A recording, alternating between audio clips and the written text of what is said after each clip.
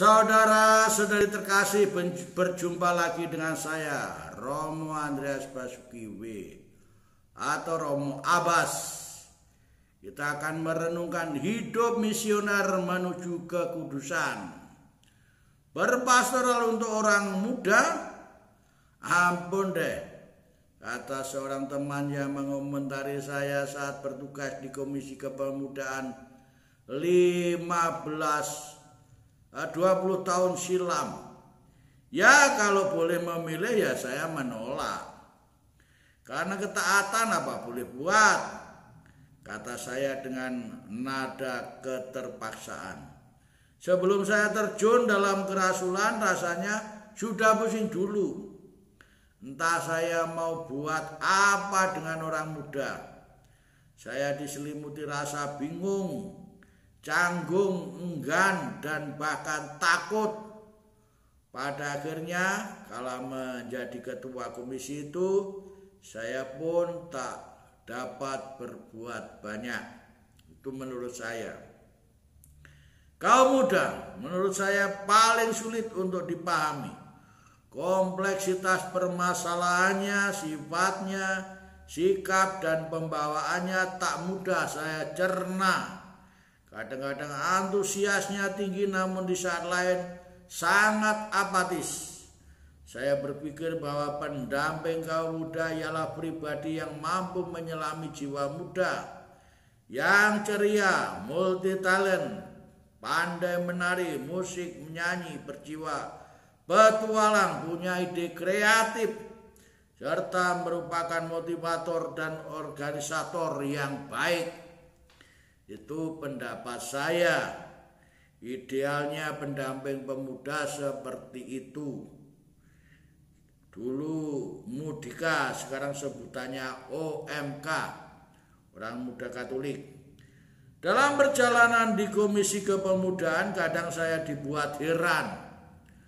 Banyak usulan muluk-muluk, tetapi ketika disuruh melaksanakan kok kurang mumpuni. Saat melancarkan kritik kaum muda itu sangat tegas dan pedas, tetapi saat diminta mencari solusi justru kurang jitu. Kesan saya kaum muda bisa diandalkan dengan agen perubahan sosial, jadi agen perubahan sosial. Sepertinya mereka mau menjadi perintis dan mencari terobosan perbaikan terhadap keadaan. Tetapi sementara ada yang tetap sukar diajak untuk maju. Mungkin penglihatan saya ini terlalu pesimistik atau sebenarnya saya sendiri yang kurang pas bagi mereka saat itu. Kini dengan pesatnya perkembangan zaman saya semakin kurang dapat memahami bagaimana kaum muda itu. Pesan Paus Fransiskus. Saya bersyukur bahwa Bapak Suci menggelorakan harapan bagi pembinaan kaum muda. Paus Fransiskus pasti mencermati perkembangan kaum muda dengan baik. Beliau menantang anak muda di seluruh dunia untuk meninggalkan kenyamanan hidup dan pergi keluar untuk beraktivitas sosial demi dunia yang lebih baik. Baca Kompas 4 Juli 2016. Paus pun menjuluki kaum muda yang lebih banyak mengukung diri dengan gawai dejet dan duduk di sofa empuk dengan mengunyah keripik kentang sebagai generasi sopa dan kentang. Sopa ibinis kot potetus. Paus mengingatkan kaum muda bahwa mereka datang ke dunia bukan untuk berdiam diri, untuk mendapatkan kemudahan dan tidur lelap di sofa empuk, melainkan mereka datang untuk suatu alasan meninggalkan jejak dan harus pemimpi yang percaya pada nilai-nilai baru kemanusiaan. Paus mengajak kaum muda agar menolak membenci sesama dan menolak batas kemanusiaan. Paus menganjurkan kaum muda supaya mengunduh tautan yang mampu memberi kebaikan tanpa lelah, menghindari penggunaan gawai yang mengisolasi manusia, dan mengecam eskapisme modern pada pola hidup yang konsumtif. Kaum muda Indonesia pada tanggal 1 sampai 6 Oktober 2016 lalu diadakan Indonesian Youth Day (IYD) di wilayah Keuskupan Manado.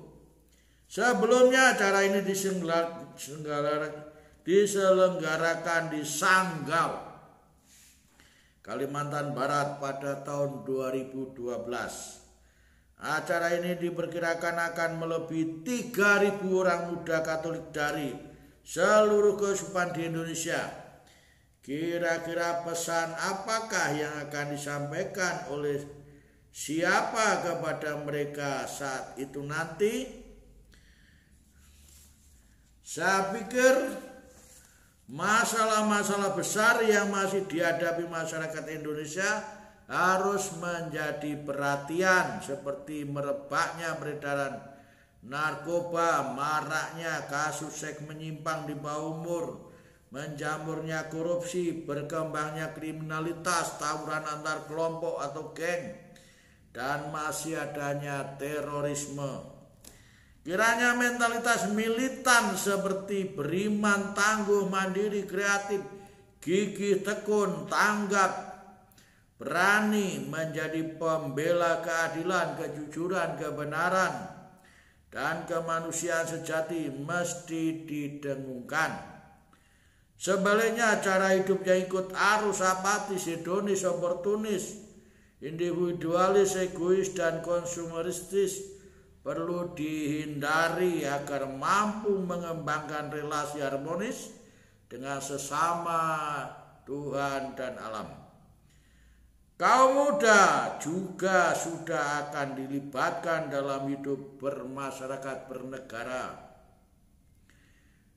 Kecintaan kaum muda akan negara kesatuan Republik Indonesia layak ditunjukkan dengan menerima secara tulus segala yang menjadi kesepakatan bangsa, yakni soal tanah air dan bahasa kesatuan Indonesia, bendera merah putih, lagu kebangsaan Indonesia Raya, Dasar Negara Pancasila, UUD 45, dan semboyan Bhinneka Tunggal Ika. Kaum muda Katolik mesti menerima NKRI sebagai bentuk negara yang final. Sikap-sikap egalitarian, demokratis, pluralis, toleran, altruis, non-diskriminatif, patriotik, nasionalis, agamis, dan sikap lain yang menunjang pembentukan manusia Indonesia sejati mesti ditanamkan.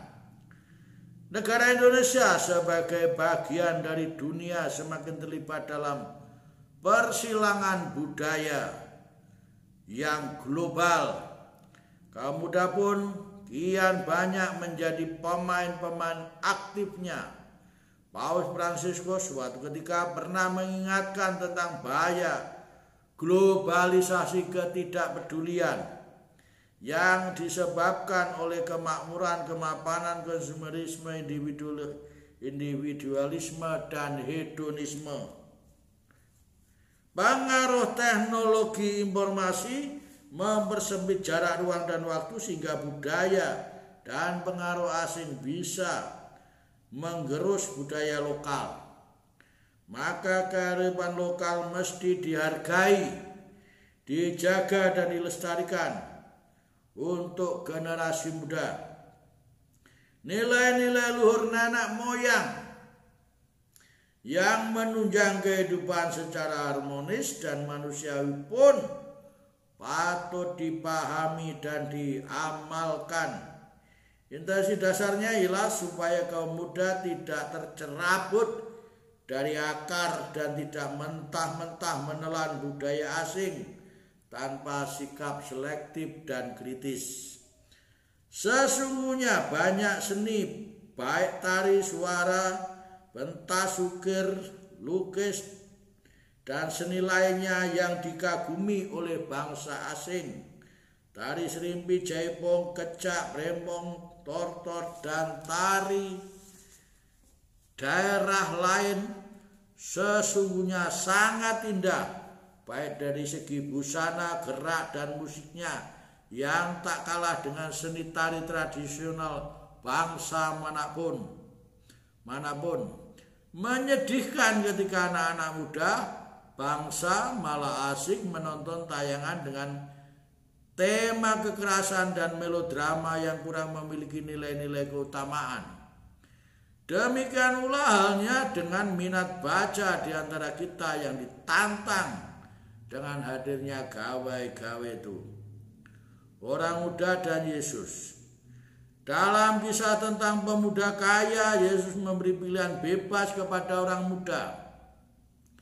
Kala seorang pemuda menjumpai Yesus untuk menanyakan jalan kesempurnaan, Yesus menyebut perintah-perintah dalam hukum Taurat.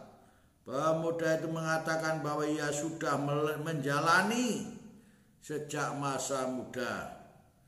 Lalu saat Yesus menantang pemuda itu untuk menjual segala miliknya dan mengikutinya, pemuda itu menjadi amat sedih dan sangat banyak, sebab sangat banyak hartanya.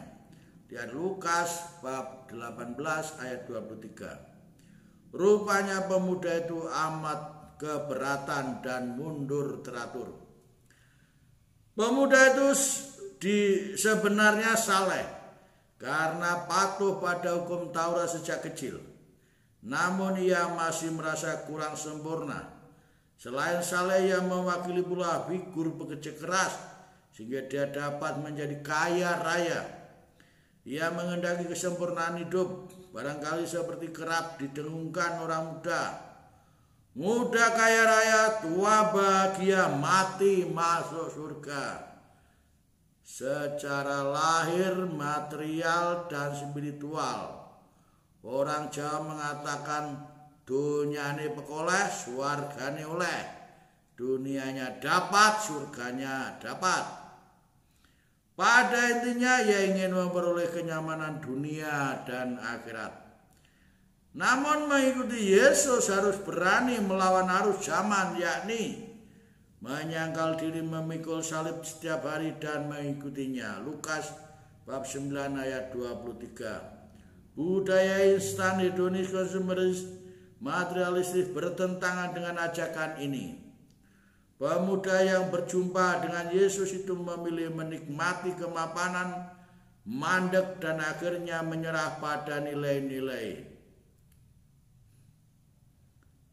Yesus. Nilai-nilai penyangkalan diri yang amat sukar dilakukan oleh kaum muda kita, bahkan oleh para pembinanya sendiri. Dari inspirasi kisah pemuda kaya dan Yesus, pembinaan kaum muda pertama-tama harus menyangkut nilai luhur kerajaan Allah. Pendamping kaum muda tidak cukup membarui teknik pastoral, mengorganisasi sumber daya gerejawi, menyelidiki landasan biblis teologis iman, karena yang lebih penting dan mendesak adalah daya dorong semangat baru menuju kesucian. Dengan kata lain, dalam kaitan dengan orang muda, mengumpulkan mereka dalam organisasi komunitas saja tidak cukup. Keberadaan mereka adalah untuk suatu alasan, tidak untuk berdiam diri, melainkan untuk meninggalkan jejak, pesan Paulus. Kaum muda diajak untuk mengikuti Yesus, menjadi utusannya. Misio. Yesus mengajak pemuda kaya itu untuk meraih hidup yang sempurna menurut versi Yesus dan bukan menurut versi pemuda itu sendiri. Spiritualitas misioner Gereja Katolik adalah perjalanan menuju kekudusan. Hidup dalam kekudusan adalah hidup yang dipersembahkan dan dikuduskan, konsekrasiu bagi Allah. Orang muda mempersembahkan diri untuk dibentuk sesuai dengan visi Yesus Kristus agar hidup sesuai dengan jalan kekudusan di dunia yang kompleks ini. Pada akhirnya menurut saya pastoral untuk kaum muda adalah urgent, penting, tetapi maaf, amat berat. Tuhan memberkati kita. Amin.